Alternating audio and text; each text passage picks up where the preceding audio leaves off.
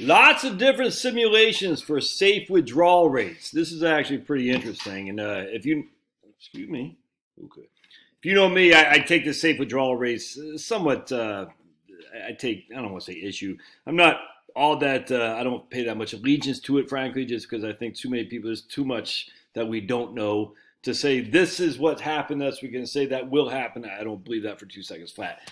But I still think it's of interest, and I do think it gives us a benchmark to use. I just completely don't agree with the 4% rule. I'm just telling you right now. I think many people worked way too long under the guise that the 4% rule is what they're the mechanism they should follow. And I find huge fault. I do not fault Bangin or the Trinity folks. I fault the industry which allowed that to perpetuate itself and permeate itself into broad financial planning vernacular. It freaking ticks me off because it's based on simplicity or simpleton. Oh, you got $1 million? You can take 40,000 a year out, adjust for inflation. That's freaking nuts, man. It drives me up the wall. It has nothing to do with nothing. All right, but anyway, this is a great article. I don't know who the poor Swiss guy is. You know what Milton Friedman said about the Swiss, right? He goes, they said about the Swiss in Switzerland. How come? Or was it Swedes? Maybe it was the Swedes. I think it was the Swedes. In Sweden, socialism works because there's no poor. And Milton Friedman said, well, there's no poor Swedes in America either, huh? The culture. Interesting. So updated Trinity study by this guy, Mr. The Poor Swiss. So I'm not familiar with him, but I like it. It's good stuff. So he's, this is for 2021. We're just going to kind of skip this because he talks about the Trinity study. I've talked about the Trinity study. We talked about the 4% rule of thumb, which I actually appreciate him doing it. Oh, one sec. This guy says, if the study is so great, why did I want to redo it? And he says, well, I want to see how this was working with recent returns. The original study that the Trinity guys used only went to 1995. And Bangin went to 1990 or 94. He did it either way, but the early 90s. Secondly, this guy likes to write, the original study was only covering up to 30 years. I want to be sure the portfolio can sustain withdrawals for much more. All right, I got that. Finally, have to admit, he likes to write code, so he likes to write code. So good stuff. I want to extend the Trinity study for the European markets as well. It will be challenging to obtain the data, but I'll try to find as many years as possible. So good stuff. All right, so he uses monthly withdrawals. I don't like that, but I get it. It's cool. Either way, I think it's pretty much all the same thing. Withdrawals are based on the current allocation. He doesn't rebalance, which is interesting. For instance, if your base allocation of stocks is 60%, but your current allocation is 80%, 80% of the withdrawal will be taken from stocks. That was kind of confusing me, but either way. All right. He's going to go back 1871 to 2020. All right. So remember, 1871, we have data going back there from Schiller, but it's not very diversified, if that makes sense. In this simulation, success is when your portfolio does not run out of money before the end of this simulation. Now, here's where I disagree here. Obviously, the higher the success rate, the better the results are. I don't believe that at all, because if you have a 100% success rate, that means you didn't spend enough, man. You know, you don't want to live like a pauper so your kids can live like kings. That's not what we're trying to accomplish. All right, so what I like about it is he ignores inflation. This is critical, because I believe that there is more. In fact, I don't believe. It's basically factual that the evidence of you spending more as you age is none. The evidence of you spending less as you age is extraordinarily high. As such, we're going to assume that with no inflation, your spending stays flat, which essentially is the same as reduction in your spending. If you factor in inflation. Not perfect, but I like that a lot. So this is good because now we got, here we got 20 years, 1871, no inflation. That's just 20 years. I'm telling you, man, this is huge. Remember, I cannot stress this enough.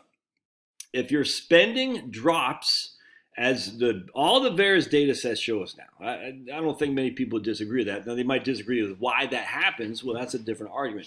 But most people, I think, would say it does. It's science, baby. You don't want to be a denier, do you? A skeptic. Anyway, so if your spending drops, all right, and what we do is we say spending drops when inflation kicks in. So inflation's still ramping up, you're dropping spending and stuff. At the end of the day, we're just saying it stays flat. That might be unorthodox, but I think there's a lot of value in that actually. So he's used 20 years. We're going to go down to 30 years. Trinity results, 30 years. Let's see, increased withdrawal, small, and he's just saying stocks. He doesn't really say how the stocks are mixed. I frankly don't care. So we're sitting there 30 years with no inflation. All right. If you had 100% in bonds, if you took 5% a year out, and this is data going from 1871 to 2020, and we can argue about this like bonds going forward, and I do, but still, it's interesting. From 1871 to 2020, if you did not adjust for inflation and you had 100% bonds, you still had a 5%. You could take 5% a year out and run out of money only 25 times out of 100. That's pretty fantastic. You could take 6% a year out with only 25% stocks and run out of money only 75 times. Run out of money only 25 times out of 100. That's freaking fantastic, dudes. You could take about 7% with 100% stocks and only run out of money 25 times out of 100. That's awesome. So I love that a lot. Look, I'm trying to hit 75. If we can hit 75, I think we're in pretty good shape. They were quiet, the church mice, until a guy walked by. No, stop. All right, so let's keep going. We can see increasing the number of years decrease the likelihood of success. That's shocking. It's logical since you're more likely to run out of money. With 30 years of retirement without inflation, a 6% withdrawal rate with a significant allocation of stocks makes a lot of sense. Yes, look at that. 6% withdrawal rate with significant allocation of stocks, and you are pretty much good to go if you don't have inflation. Now we're going to take inflation into account, and we're going to go 30 years, and this would probably give us the 4%. Yeah. So 50% stocks, right about 4%. That gives us, what's that, 95% success rate. Yep.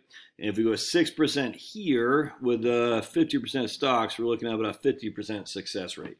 That's adjusted for inflation. And that makes sense because, again, this is the whole point, my concern about all these rules. If you're adjusting with inflation, what's the premise of that? All right, so we can now see that anything higher than 6% withdrawal rate is hazardous with less than a 75% chance to succeed, even with 100% stocks. Yep. More withdrawal rates. Since we have a reasonable withdrawal rates in the range of 3 to 6%, let's try more. And here he's got, let's see, withdrawal rate 3, 4, 5, 6, 6. So he's basically saying 6 is probably in the high end, and I completely agree with that.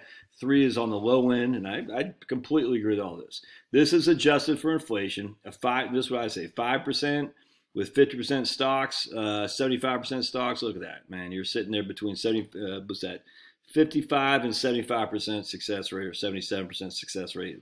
I'm very comfortable with that. That's adjusted with inflation, by the way, for 30 years. Longer simulation time. He's using the Trinity study for 40 years with inflation because he's saying a lot of fire people are going to retire. What's up, dog? One sec. Homework time for little Liam. And then he's going to watch some basketball. All right, as you can see, the bonds, they got hammered, so you don't want that. So, 40 years, 75% stocks, you could take out about 4.5% for 40 years adjusted with inflation, and you had a 75% probability of success. That's freaking awesome, man, without question. 50 years, I don't know anyone's going to retire for 50 years, but be that as it may. So that's good stuff. Terminal values, which is how much you're leaving. Another interesting thing from the study was that they compared the terminal values of different withdrawal rates. Let's see what would be the terminal values of a $1,000 portfolio after 30 years. He did the simulation for a portfolio of 100% stocks. For the sake of display, I've reduced the number of withdrawal rates. Okay, so the median, all right, 50% you have more, 50% of the less. He's taken we're going to say 5% withdrawal rate, 100% stocks for 30 years. The median on what we start with, $1,000 was, I guess that's what, about $3,000. All right, so not only did you not run out of money, you had 300% more than what you started with, basically, with a 5% withdrawal rate, and I think that's adjusted with inflation, right? Doesn't say if it's adjusted for inflation or not, so I'm not sure. I don't care about the max. And then the average is right here, about 5,000. Wow, so that's pretty cool. I did not show the minimum values. Indeed, they're always 0. The chance of failure is greater than 0. The minimum value will be 0. Yep, exactly. However, the average and median values are quite remarkable. We're going to focus on the median since it's generally more representative. I agree. Terminal value, 40 years, that's all good. So The success rate is not everything. There you go, man. There is something important with these measurements. The success rate does not tell the entire story. For instance, which of these two scenarios is better? 98% to last 50%, 98% success to last 50 years, but a chance of running out after 10 years. 96% to last 50 years, but a chance of running out after 48 years. So obviously number 2 is definitely better, and he says it. You do not want to have a chance of failing after only 10 years if you're planning for 50. But if it fails after 48 years, you have many years to make adaptations. That's so, 100% right, man. You don't say, hey, I got $13 in checking out. I guess we'll run out of money, honey.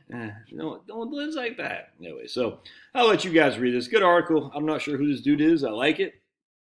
I don't even, does he allow comments in here? Let's see. Yeah, right on. All kinds of good comments. So I'm a fan, big time. Literally first time. So Mr. Poor Swiss is the author behind it. He realized he's falling into the trap of lifestyle inflation. He decided to cut his expenses and increase his income. This blog is his story. And in 2019, he's saving more than 50% of his income.